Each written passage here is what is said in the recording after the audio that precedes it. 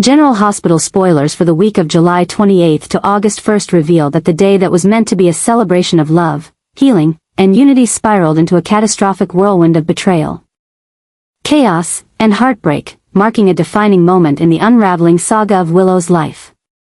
The wedding, meticulously planned and delicately arranged with intimate simplicity, now stood as a backdrop to a public emotional implosion.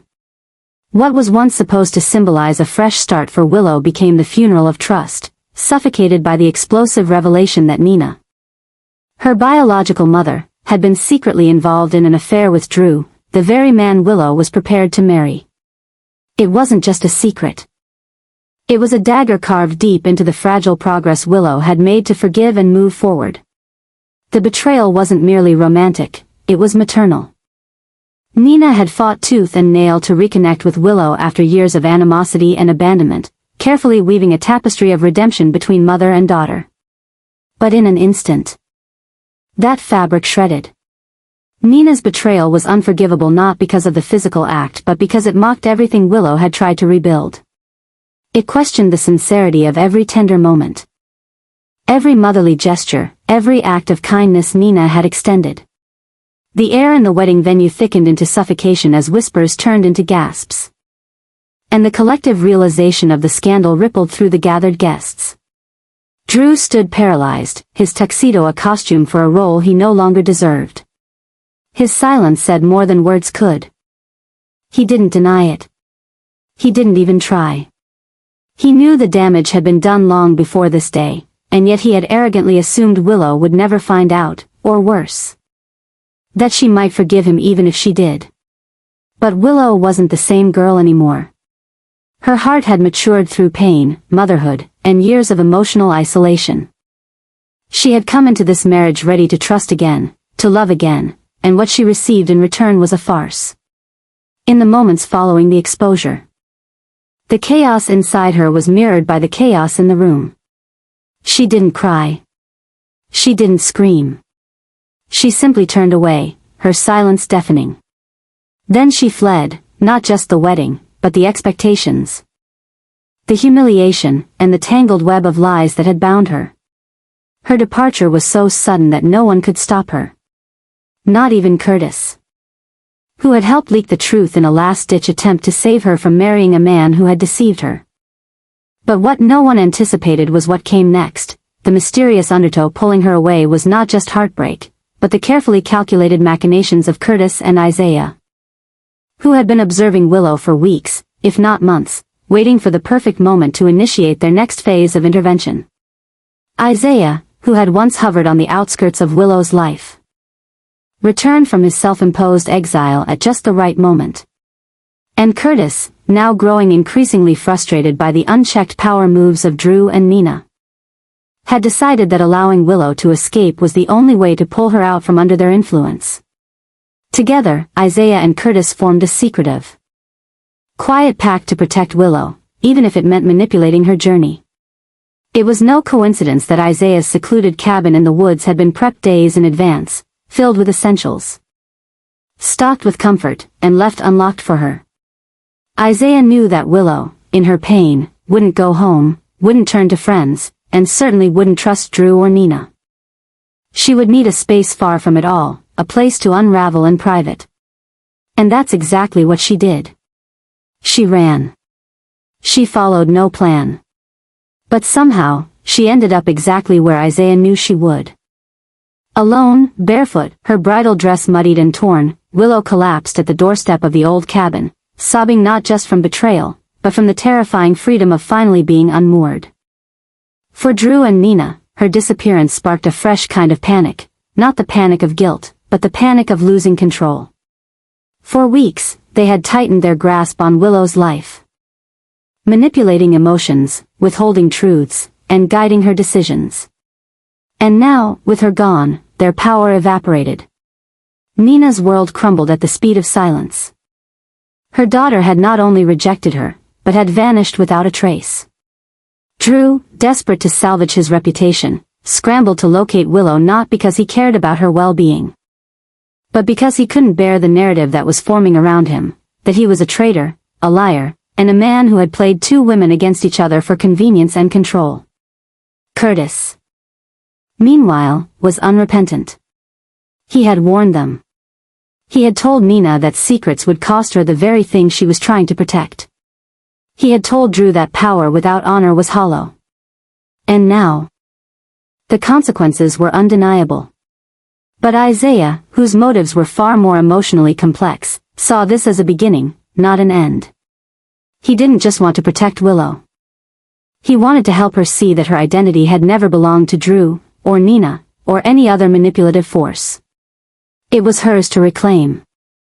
But even Isaiah couldn't predict how Willow would respond to complete isolation.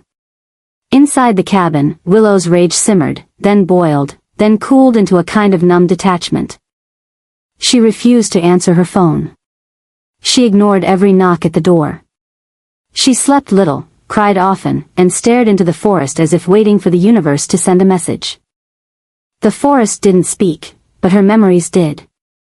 Every broken promise replayed in her mind like a haunting lullaby, reminding her of the patterns she was now determined to break. She would never be anyone's pawn again. Back in Port Charles, Nina began to crumble in ways even she couldn't mask. Her desperation turned into delusion as she insisted that everything could still be repaired, that once Willow calmed down, she would understand. But nothing could be further from the truth. Willow had seen behind the mask, and what she found was not a mother trying to protect, but a woman trying to possess. Drew, on the other hand, leaned into damage control with a cold, calculated focus. He spun narratives to anyone who would listen, painting himself as a man caught in a moment of weakness, claiming his love for Willow had always been true. But his words rang hollow, especially to those who knew that his need for control often disguised itself as affection. The fallout extended beyond the personal. Legal documents were delayed. Financial ties were questioned, and reputations teetered on the edge of public collapse. Journalists began circling the story like vultures, while family members picked sides, turning Port Charles into a divided battlefield. But the most haunting silence remained from Willow herself, who hadn't spoken a word since she left.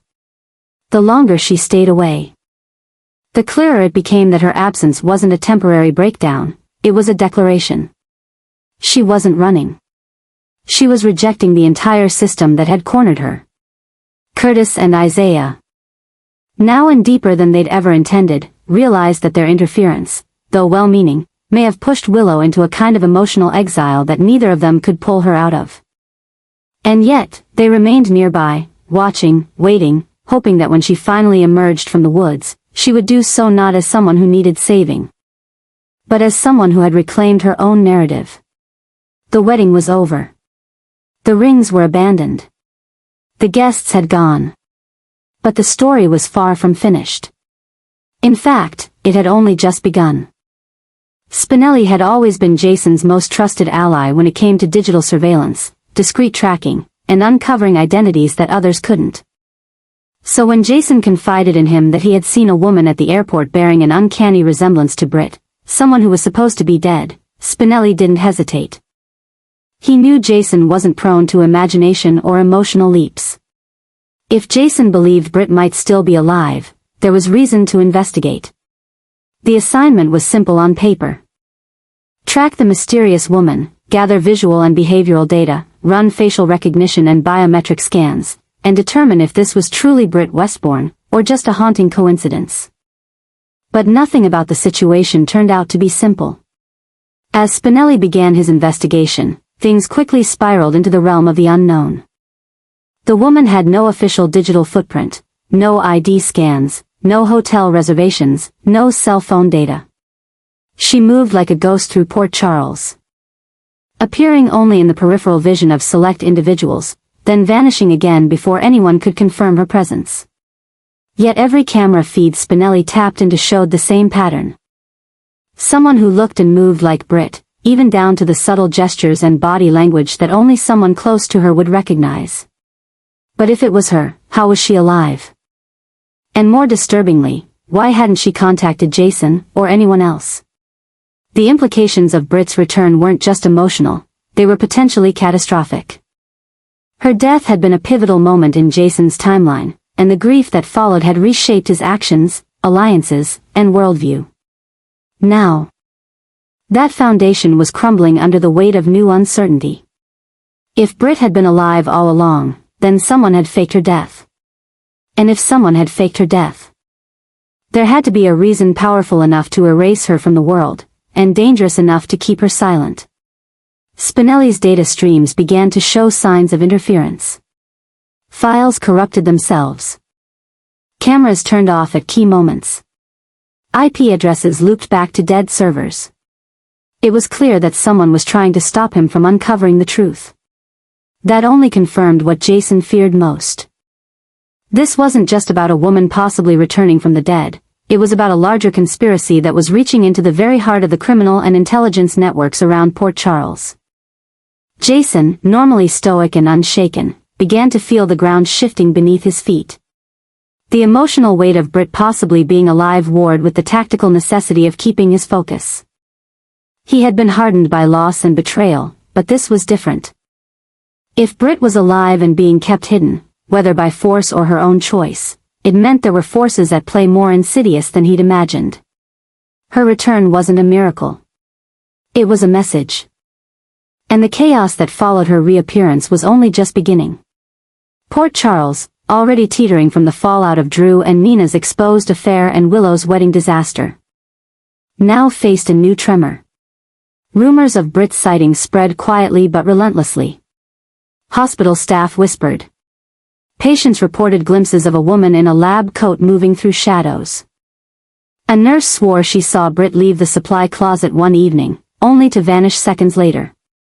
These weren't just hallucinations. They were echoes of something real, a presence haunting the very institution Britt once served. And with every new sighting, the pressure intensified. Jason couldn't focus on anything else. He knew that Britt wouldn't stay hidden unless she had no choice. Someone, or something, was controlling her movements. And if she had returned, it meant the danger was far from over. Her silence was a warning. Her presence, a crack in the veneer of safety everyone believed they still had. Spinelli pushed deeper, even as the risks grew. He uncovered traces of old WSB files, scrubbed clean but not quite enough, that hinted at unauthorized medical procedures, deep cover operations, and a name that had been buried long ago. Project Valkyrie. A program once rumored to have involved neurological reconditioning and memory suppression. Britt's name was never listed. But the evidence was circumstantial enough to suggest she might have been a target, or worse, a subject. And if that were true, it could explain everything: the faked death, the mysterious reappearance, the erratic behavior. Britt wasn't just back. She was part of something engineered to destabilize Port Charles from within. Jason realized they weren't dealing with the past anymore. They were facing a war for control, with Britt caught in the center, either as a survivor or as a weapon. And for the first time in a long time, Jason didn't know which it was. The crisis wasn't just personal anymore. It was strategic. If Britt had returned altered, reconditioned, or weaponized. Every new detail he uncovered confirmed that Britt's return marked the beginning of a deeper unraveling. This was no longer a hunt for answers. It was a race against time before everything collapsed. Sidwell had never been a man who acted out of impulse. Calculated, composed, and unforgiving, he believed in retribution not as an act of rage but as a methodical pursuit of balance. So when he discovered the full extent of Sonny's involvement in Marco's abduction, something inside him shifted, slowly, coldly, and irreversibly. Marco's disappearance had first seemed like a strategic setback, a temporary miscalculation in a power game that Sidwell assumed he had control over. But now, with undeniable proof that Sonny had orchestrated the kidnapping and used Marco as leverage, Sidwell's restraint turned into something far darker, an obsession with vengeance. Not the kind that confronts directly, but the kind that creeps into every crack of a man's world and tears it apart from within. Sidwell knew that attacking Sonny head-on was futile. Men like Sonny didn't break under pressure, they rose through it. But Sonny's weakness had never been his business. It had always been his family. And Sidwell, With the cold detachment of a man who had waited too long to strike, began crafting a plan that would not just punish Sonny, it would dismantle the very reason Sonny fought so hard to stay alive. He started with observation. Michael, the golden son turned executive, had begun carving out a legitimate life. But behind the suits and boardroom bravado, Michael still carried the same blind spot that all Corinthos children bore, loyalty to their father. Christina, spirited and emotional, had started to rebuild her life with strength and independence. But her fire could also be turned against her. Then there were the innocent ones, Donna and Avery, children wrapped in the illusion of safety, protected by Sonny's perceived control over the chaos around them. To Sidwell, they weren't just names. They were pressure points, levers to pull, walls to collapse. The first phase of his plan was subtle. He didn't need to strike yet, he only needed to create the illusion of instability. A break-in at Donna's school left the staff rattled, though nothing was taken. A car followed Christina late at night, disappearing before she could identify it. A report landed on Michael's desk about forged financial transactions under a Corinthos subsidiary, nothing criminal, but enough to draw scrutiny. Every event was designed to look like coincidence. Every scare was calculated to remind Sonny that his fortress was not impenetrable. Sonny, sensing the growing unease, began to react the only way he knew, with force. He doubled security, issued warnings, made late-night calls to his contacts. But the more he pushed back, the more Sidwell adjusted. This wasn't a physical war, it was psychological. Sidwell wanted Sonny paranoid, sleepless, watching his children instead of running his empire. And it was working. Michael began to pull away, afraid that his renewed closeness to Sonny was becoming a liability. Christina questioned if her father's enemies were worth the emotional weight that kept creeping into her daily life.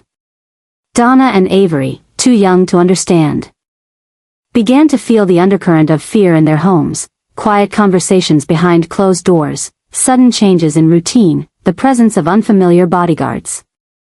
Sonny had always vowed to protect his family at all costs, but now, that very promise was being turned against him.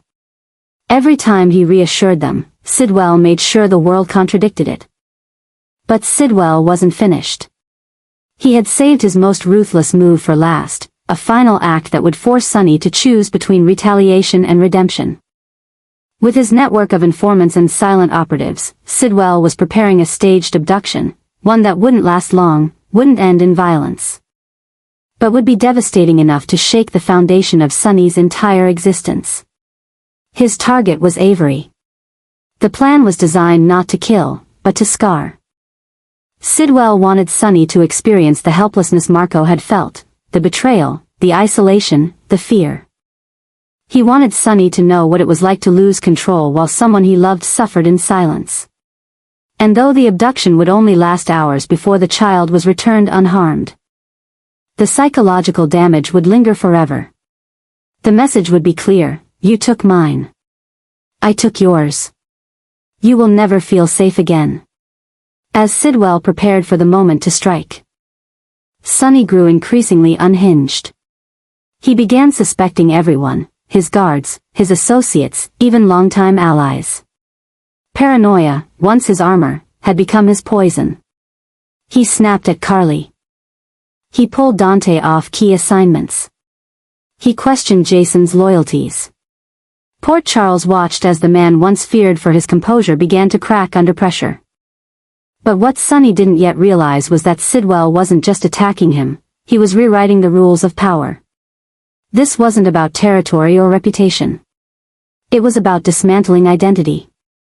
Sonny's power had always been tied to his role as protector.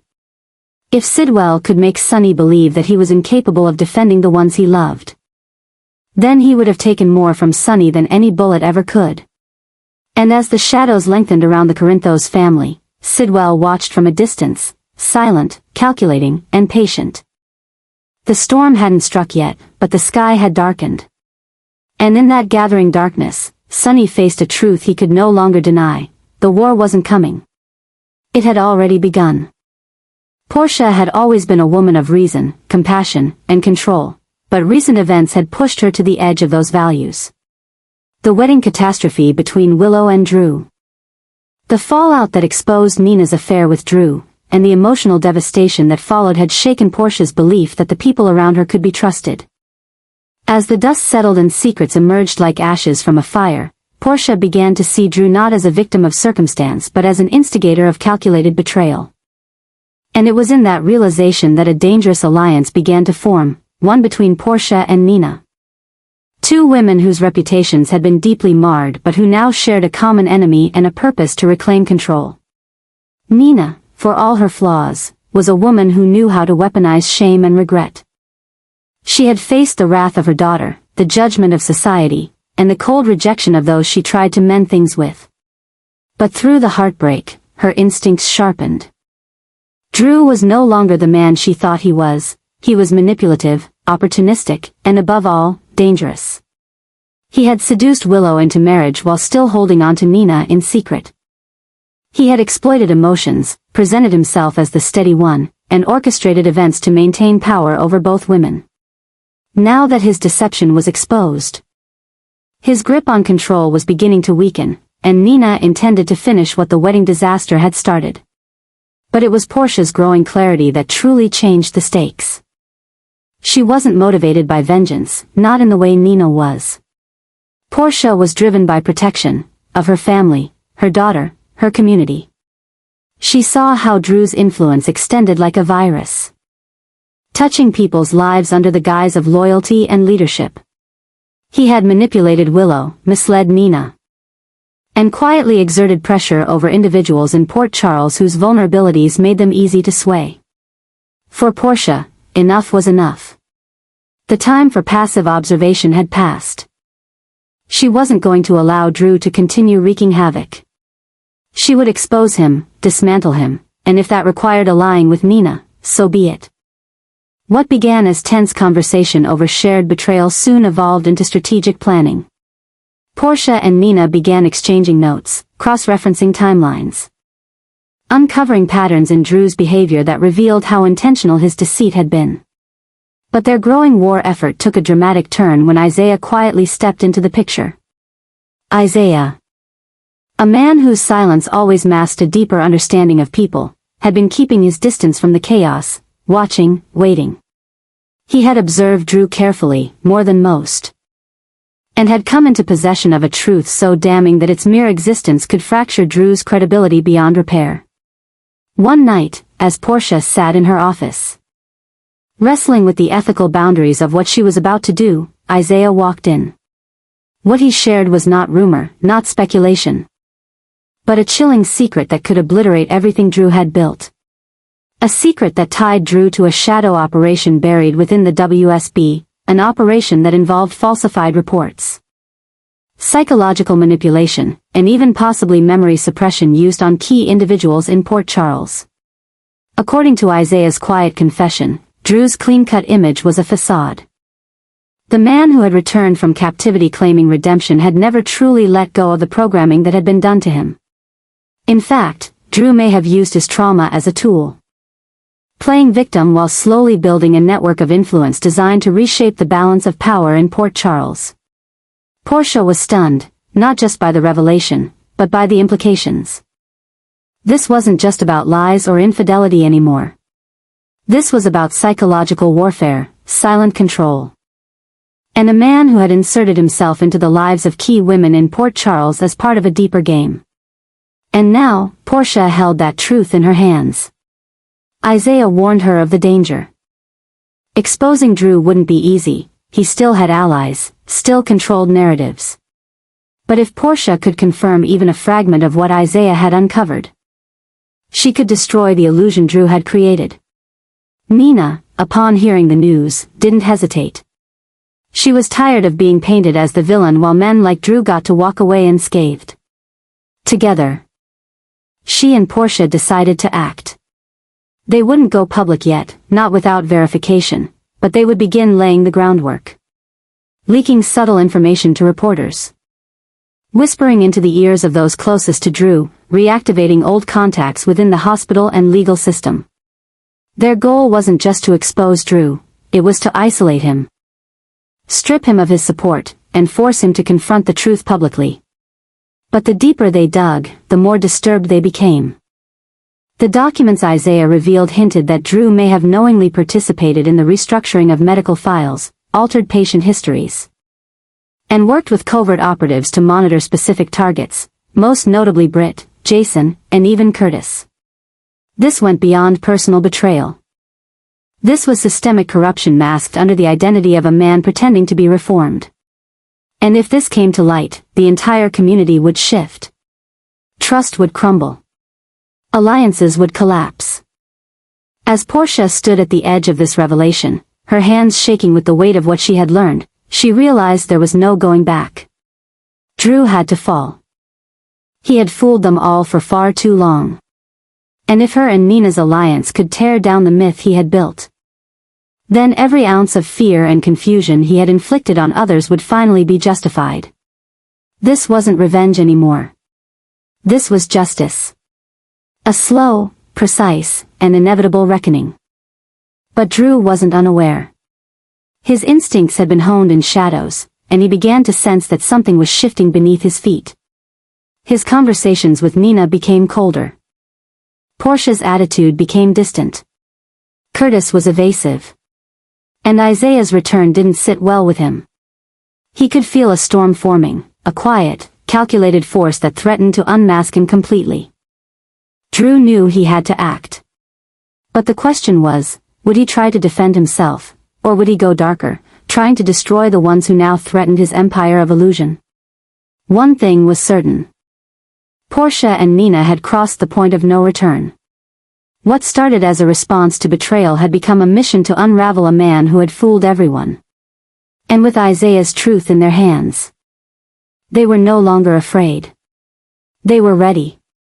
And Drew Kane was about to face a reckoning that even he couldn't manipulate his way out of.